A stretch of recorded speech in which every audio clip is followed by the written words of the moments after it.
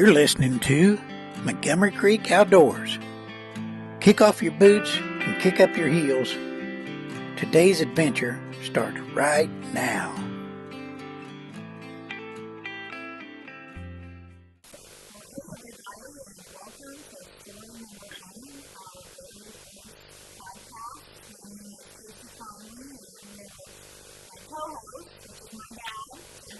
Hello, everyone.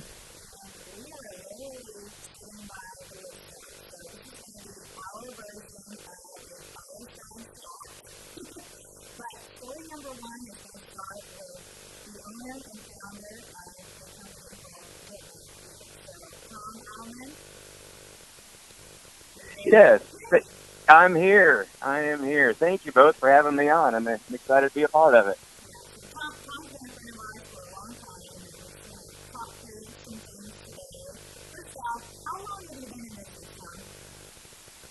Well, the company started in basically early 2013, January. I actually started with some of the prototypes that fall of 2012, and then we really started production in spring of 2013. So let me figure this out, Tom. You just woke up one morning and decided, hey, the broadhead industry is not very competitive. I think I'll jump right into that. How did you actually get started?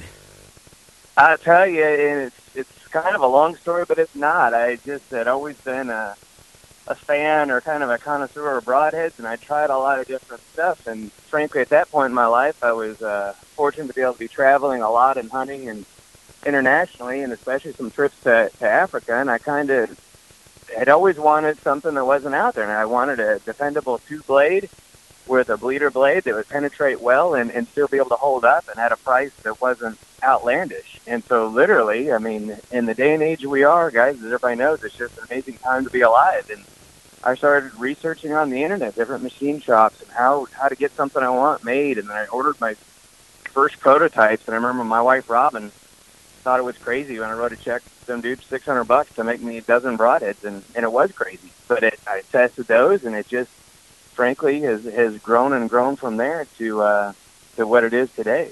So, and which isn't by far where we want to be, but it's sure, in the 4 years we've been doing it, it sure has had some tremendous growth, and we enjoy it.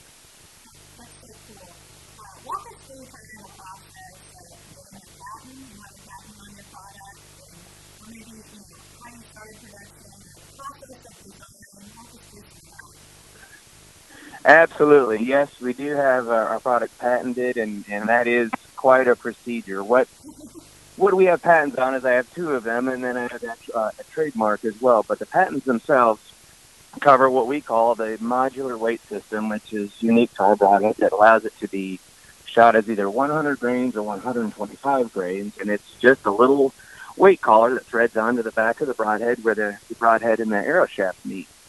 And that process itself took almost 3 years and a significant amount of money, and to me, it was a significant amount. I think total legal fees were probably between $8,000 and $10,000 to get it done, and that was wow. And yeah, because what they have to do is they have to go back and see if there's anything else on the market that's similar, and I don't want to make it sound like I'm anything fancy at all, because we went to that very first ATA show, and I didn't have a clue about any of this stuff, folks. I just showed up and we actually went to a morning conference at the 2013 or 2014 ATA show to a patent attorney, and he was putting one on about trademark and patents and what you need to do. And frankly, it almost terrified me, because I was sitting there unveiling a product that had no intellectual property at all. I think I had started the trademark because I did it on my own, but the patent had not been applied for or anything done. I remember literally writing it on my laptop at the beginning application on a plane back from the ATA show that very first year. So what it is a process exactly. You have to do your drawings, and you have to do a description of your product, and it has to be on file, and then the patent office reviews everything and sees if there's any other products in history that are close, or if your product has already been discovered but never really marketed. And obviously that's what takes so long, is a lot of it is getting the description perfect, and then the time it takes them to review it. Absolutely. So with that being said, in an approximate 4-year period, I mean, how many broadheads have you sold to date? Do you know those numbers? Or? Boy, I wish I knew it right off. I don't, but it'd have to be, geez, I would think around the 40 to 50,000 packs, somewhere in there. Oh, that's impressive. Yeah. It's just, it is year after year. It keeps growing, and we just really enjoy it. That's a good thing.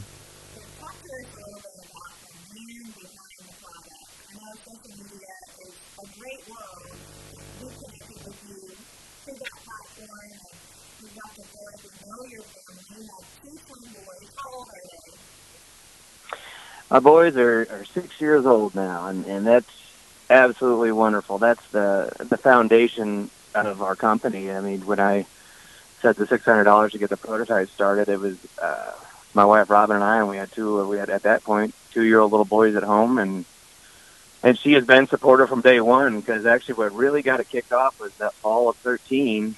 We started doing more, maybe it's even the summer of 13, I started doing more and more Facebook promotions, and I went on a hunt that fall and was gone for a week, and I really never had intended the product and everything to grow as fast as it did. When I was gone that week, there was no one to man the emails or the phones or anything. It was literally a one-man show. And Robin, my wife, jumped in and took it over that week and basically became our director of operations from that day forward. So I owe her a lot. But She's yeah, supportive she's the spouse boss. for sure. Yes, she's been great. So yeah, it's really a family company. It's myself and her, and then obviously our 2 6-year-old boys that they've helped package and do that from day one. And we truly do have a full-time employee, a director of operations, Mike Osborne, who the last year and a half has made life a lot easier for us, as far as he being able to handle a lot of things that we're just getting more than 2 people could handle. So I'm guessing this is not the real job, since it started up and you've just slowly built it into what it is. Tell us a little bit what the real job is. You bet. The real job is I'm a licensed attorney in Missouri and Kansas, and I do a lot of different things with that. I'm a consumer rights attorney, which means I help a lot of consumers that are being harmed or defrauded. And then on top of that, a couple small communities. I live in a rural farm community just south of Kansas City, and I'm a city attorney and prosecutor, so I get to highlight by putting various people behind bars or administering justice. And I really enjoy that part. Of course, the outdoors are my love, and eventually I'd like to get it starting up to a point where I can be doing it full time. But to keep the wheels turning, I'm kind of got a foot in both fields for now. I understand that. Yes.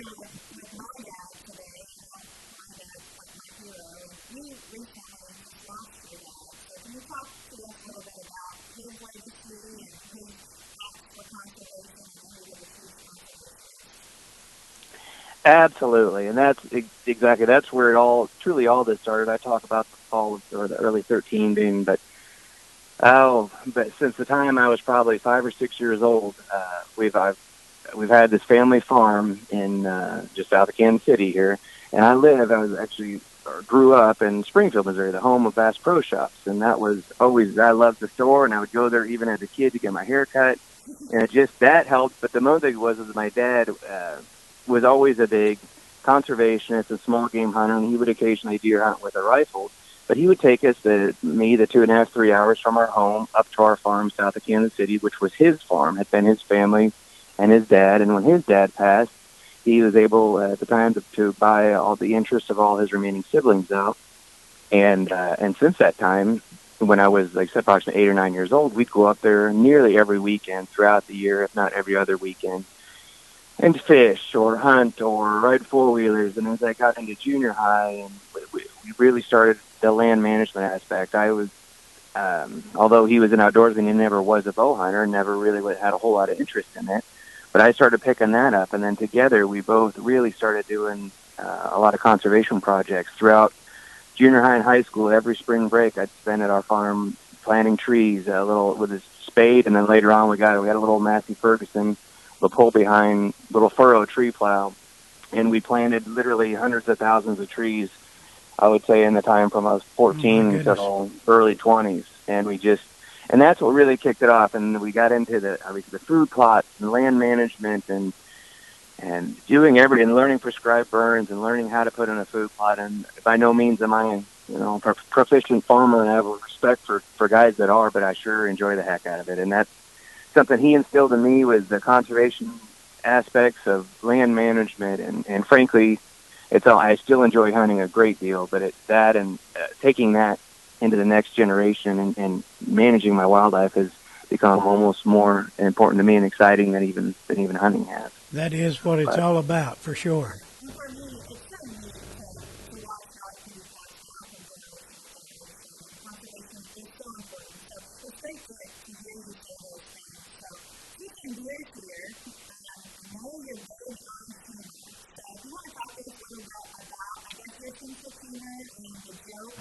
I mean, when I look at your Dirt Nap Gear webpage and read the frequently asked questions, I mean, you almost split your sides laughing. Well, that's again, I got to thank Robin for a lot of that. But my wife, we both of us sit down and when we started this as being such a small mom and pop company, we want to have fun with it. And while we're in a wonderful industry full of wonderful people, a lot of times I think the industry as a whole takes itself a little too seriously. So we kind of have fun with things, and we like to do a laid back approach to it and really just show who we are. And, we're not anybody fancy or anybody else. We just happen to have an idea we like. And so, yeah, we integrate humor into our website, into our social media platforms. And I really think that's helped grow because people can see that we're real and a little silly and a little goofy. And, it is. I think that's the way a lot of people are. Yeah, that's important to me. I wanted another thing I wanted to ask you about, Tom. Most people know that I retired April 1st, 2016, so not quite a year yet. But when I started, beating around the bush, but I was kind of fat and sloppy and everything, and diabetic. And I'm either all in or all out type of guy. So I started dieting and doing some stuff. And long story short, I've lost a bunch of weight, got off all my diabetes medicine. But kind of simultaneously, I noticed, we talk back and forth, and I noticed you kind of doing the same thing. Now, you've lost quite a bit of weight yourself, haven't you? Yes, sir. I'm down about 70 pounds now, and it's funny because we kind of mirrored the same time frame. You're right, though. I kind of got. I remember it was at an ATA show, and I think it was in 2016. I met Kyle Null, who's become a good friend of mine, and he's the president of New Breed Bows. And we were sitting there talking, and he was just a shell of what he'd been before. And at the time, I was in about 260 something pounds, and I just was uncomfortable and tight clothes and winded entirely, chasing my boys around the house and wrestling. And I just frankly saw what he'd lost that much weight. And I asked, like everybody asks when you lose a bunch of weight, well, what's the secret or what'd you do? And he said, well, I just cut back on my sugars and my carbs. And I thought, well, maybe I need to do that. And so I went and saw a nutritionist, and she kind of set me up on a plan of what, which now looking back is just frankly common sense. I mean, I'm not, demeaning her profession because she did a great job. She whipped me into shape and held me accountable. But a lot of it was pretty simple, just watching the carbs and the sugars. And I feel better now. And I wish I'd done it earlier, but I think it's all, a lot of people are heavier and they wonder, well, what's the secret? What do I need to do? And it all comes down to just wanting to do it and being committed to it. And so you really, really want it, you're not going to do it. You're absolutely right. As far as training, I mean, do you do any type of workout or weightlifting or? Now I do. When I was losing the weight, I just watched what I ate, and frankly, I was on such a low calorie. I was doing about 16 to 1,800 calories a day that I was not working out. But once I hit close to my goal weight, I started, and now I do 2 to 3 times a week of weights in just a local small town where I am. And there's a trainer there, and he's a big deer hunter, so I knew I liked the guy right away. And he's helped me kind of go from, losing all the weight to trying to put some muscle in its place. And yes, it is really helped do that. Well, that's fantastic. I'm proud of you. Well, appreciate it. Thank you.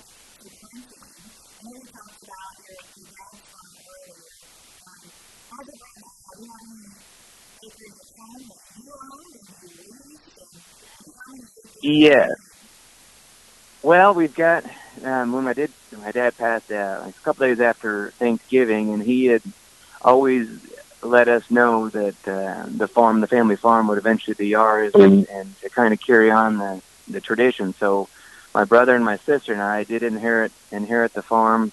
We're nearly to a century farm now that's been in the Addleman family. But to get back to that, yes, the home farm itself is about 112 acres, and we've got a piece that's approximately a quarter to a half mile away that's a little 40, and about from there we got another 3/4 of a mile to a piece that's 120 acres. So we were able to, and although it's spread out like that, it allows us to manage it, because in between are either open hay fields or landowners who, through reaching out, we called quality deer management, have actually agreed to work along with us. And so it's a loose form cooperative, but yes, we do own the land, and so we're able to manage and put in food plots and do timber stand improvement and prescribe burns.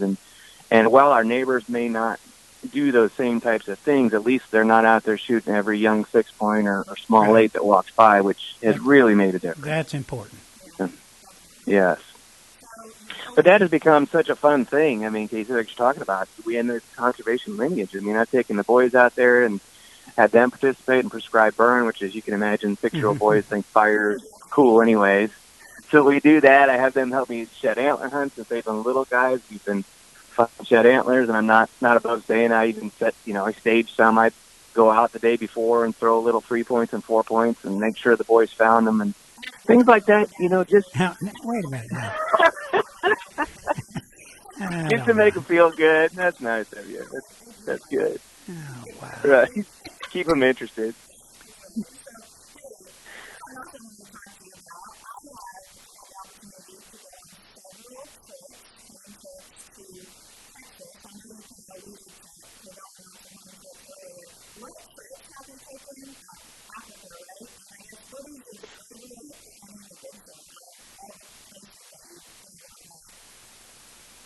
Boy, that's a great question, and yeah, because I can give there's a lot of different responses, and you're right. I've been fortunate for a while. I was a booking agent, and so I was a lawyer, and on the side, instead of doing dirt nap, I booked hunts and that was kind of right.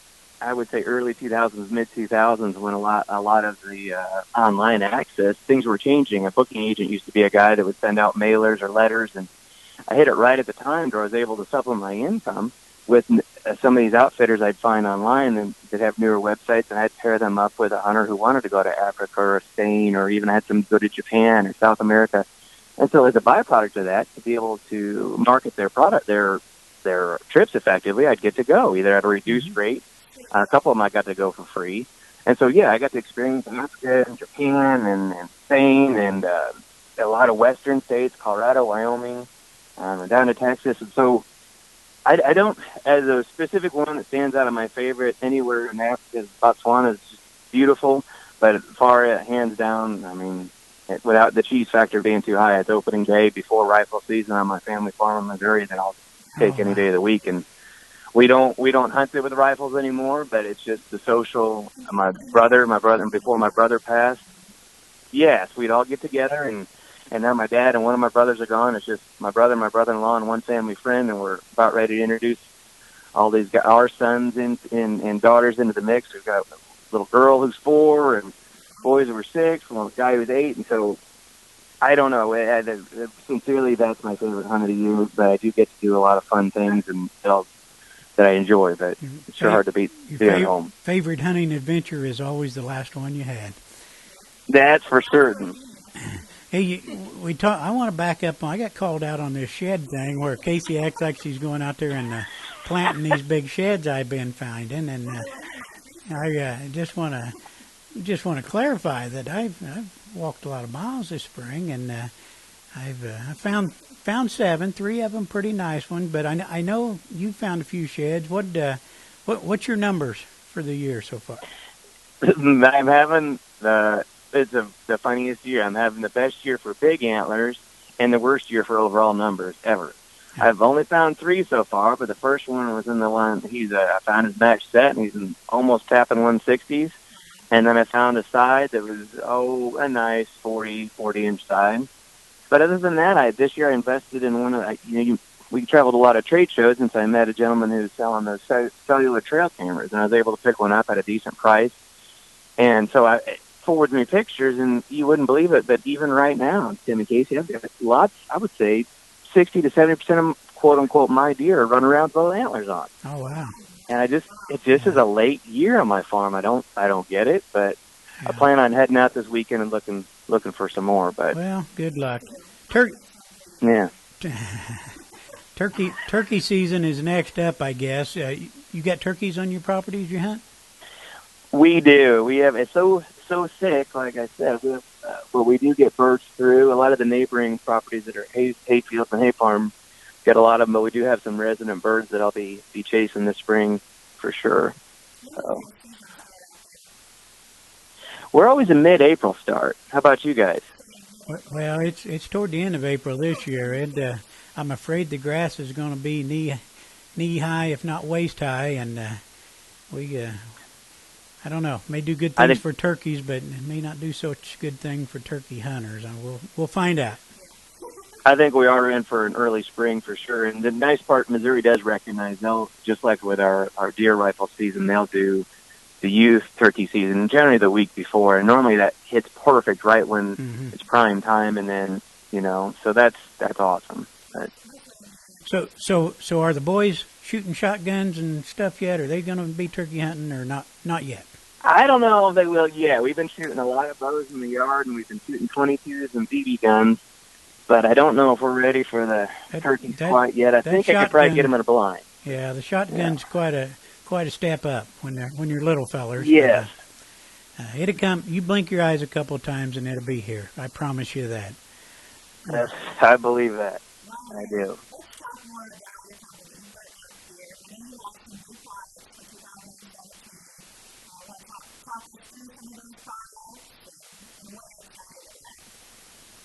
You bet. We've got 2 new broadheads and 1 new variant of a broadhead we've had, and then we've got a couple kind of smaller a la carte items. But our biggest news this year are the two broadheads. The one is the shred head, which, as we're talking turkeys, it's our specific design turkey broadhead, and it's very similar to our flagship, the DRT, dead right there broadhead. But it's different in that it's got notches cut out of the blade that really our testing shows slows down the penetration, and actually the idea is to keep your arrow in the bird and to transmit all that shock into the bird. So as anybody knows, with a turkey, oftentimes with a bow, you either head shoot them or you shoot right through them, and then you got to hope that there's some blood or that hits perfect vitals. And my theory on that's always been, if I can get that arrow to stay in there and 28 inches, it's hard to fly with 28 inches of arrow shaft sticking through you. And I don't mean that to be silly or offensive, but I mean, I think that's the thinking behind the shred head. Right.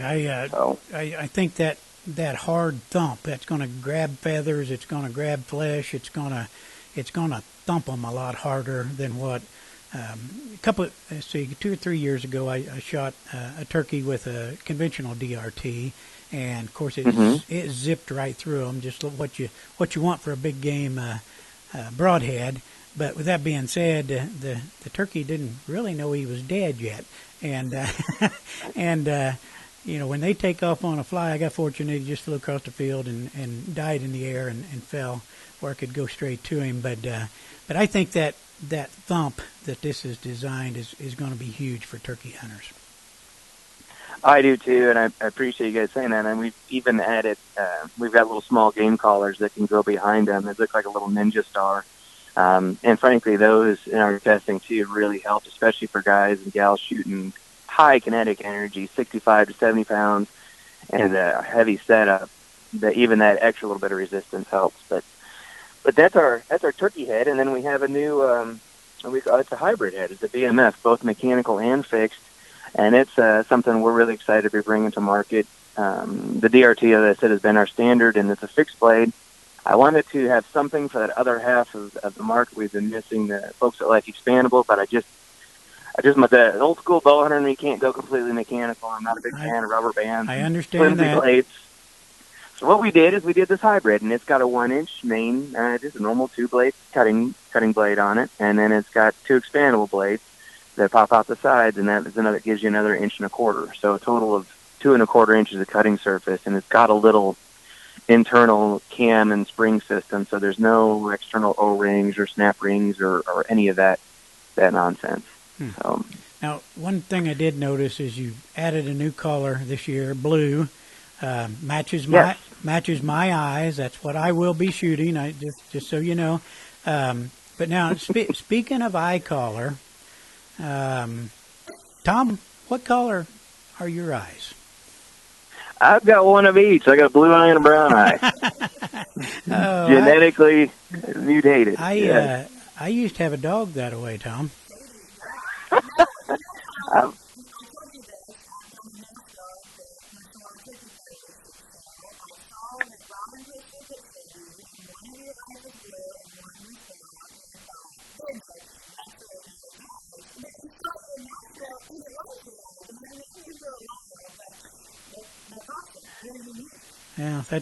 Yeah, that's some of the hardcore facts you learn here on the Montgomery Creek Outdoors podcast. That's right there. That's super secret Montgomery Creek stuff right there. But yep. back to the new products. You've got some wind indicator dust. Pretty. Yeah, we call it. Yeah. Have you been able to see it on? Have you been able to use it yet, Tim? I have not to use it in action, but to try it out, and it is uniquely different than most of these squeeze powders that you see. I mean, it comes out like it's a smoke or vapor. Or I don't know what I read the back of the bottle and seen what it was made out of, and yeah, well, it's a proprietary thing, but I'll let the viewers or listeners, I guess, it's ground up baby unicorn horn that we. That's the harvesting and it's the hardest part, but getting in the bottle and drying. After you dry it, it's not too bad. Yeah. So far, we have yet to hear from them, but I imagine it won't be long. So. Right. Another little. But no, it's for real.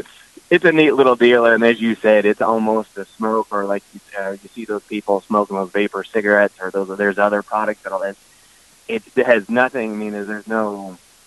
It's not vapor, but it almost looks like that, the way it kind of hangs in the air. And it's a really cool product. It's unique and very impressive. I look forward to deer season and trying that out. The other little thing, you got a little clamp-on hook thing where you can hang your bow, hang your binoculars, hang anything. I mean, it's simple. I think it's going to be pretty handy to have out in the woods. Yeah, we call it the lockjaw, and basically, it's. Especially since we're doing a podcast here in audio, to describe it, it's almost like a grown-up version of a suspender clamp on your bib. It's got big gator teeth, and you clamp it down onto your garment, whether it be the top of your jacket or your belt loop or wherever you want to, and then it's got the little kind of a hook on it that you put your D-ring for your bow on, or being binoculars or whatever, and it's just a neat way to. Especially, the biggest thing is, I mean, I use it in the stand, like I hunt from a lot of ladder stands, especially late season when you don't want to reach up for the bow hook. You can hold it right there, or the most popular use is guys and gals shooting 3D, and they put it on their belt, and then it makes, pulling arrows or ranging or whatever you're going to do really easy. Just hang your bow right on there by the string. You bet.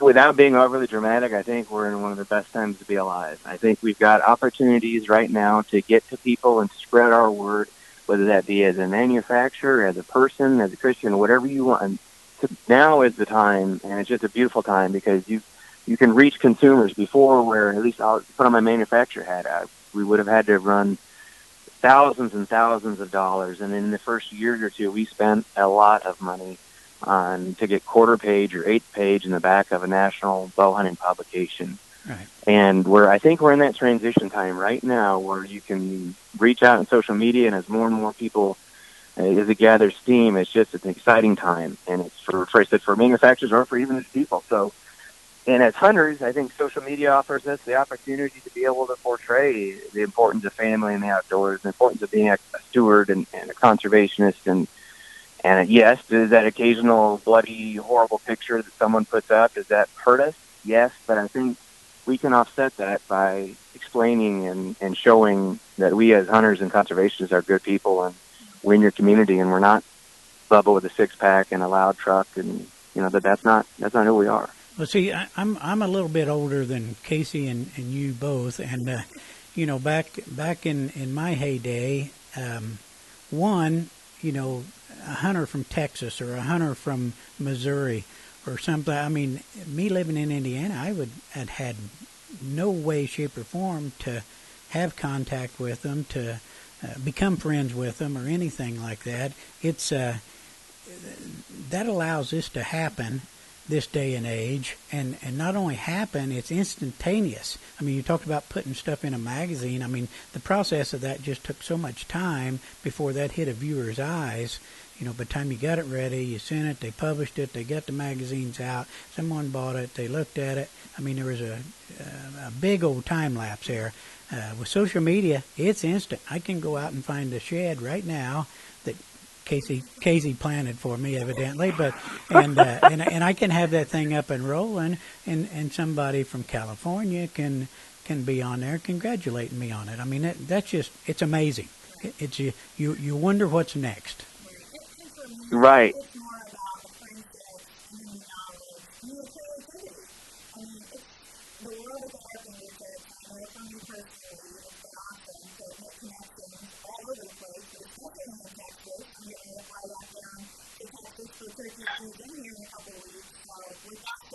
Excellent. I agree. It's something. It really is. And you're right. The friendship aspect of it is just, it's really cool, especially, and it still feels almost a little weird at some points, but not really, because you'll go to a show and like, oh, hey, someone you've known, quote unquote, known online for years or months, and you finally get to meet them in person. It's just a neat deal. Right. Mm-hmm. That's what we do. Free hugs are part of our deal. Yes. Tom, we're about to run out of time here. We're going to wrap it up. We sure appreciate you. We appreciate it so much that you've volunteered to do story number 1 for the Montgomery Creek Outdoors podcast. But before we go, feel free to give a few shout outs to people that's helped you along the way.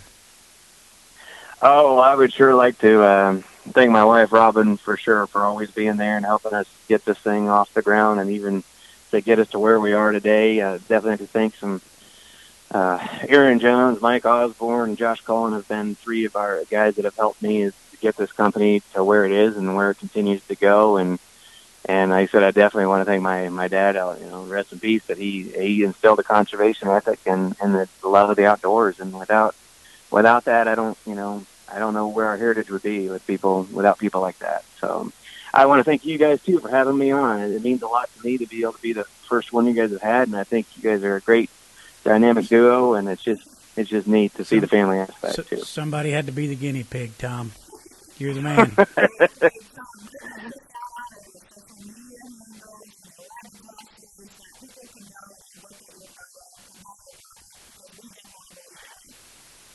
We appreciate that. Yeah, dirtnapgear.com is our website, and that's where we do the majority of our, obviously, sales and commerce.